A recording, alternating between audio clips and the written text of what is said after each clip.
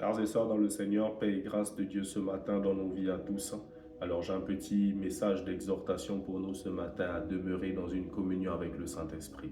Parce que nous avons besoin, notre cœur, notre âme et notre esprit et même notre corps ont besoin de la communion avec le Saint-Esprit. J'ai reçu le Seigneur Jésus il y a de cela plusieurs années maintenant. Et je peux vous dire que quand je l'ai connu, j'ai reçu une chose que j'avais cherchée pendant longtemps auparavant, c'est la paix intérieure. En un instant, lorsque Jésus est entré dans mon cœur, il m'a apporté cette paix. Et dès lors que j'ai demeuré dans la communion avec le Saint-Esprit, bien-aimé, au-delà de toutes circonstances que j'ai pu traverser, si j'étais en communion, ou même si je suis en communion avec Dieu, frères et sœurs, je suis comme inébranlable. Il y a un tel bouclier dans mon cœur qui m'empêche de m'inquiéter, même parfois pour les choses les plus graves.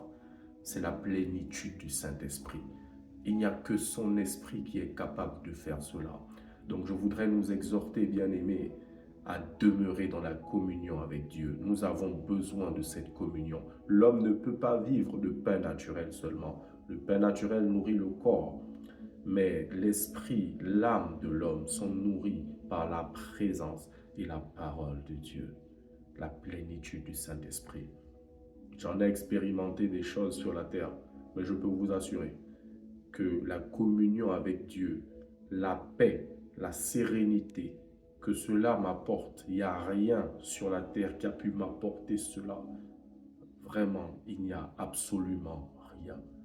Donc, demeurons dans la communion avec Dieu. Il dit, demeurez en moi et je demeurerai en vous. C'est à nous de nous débrouiller, de nous organiser pour demeurer dans cette communion avec le Saint-Esprit. Soyez richement bénis ce matin, que la grâce de Dieu soit notre partage en cette nouvelle journée. Au nom du Seigneur Jésus-Christ. Amen.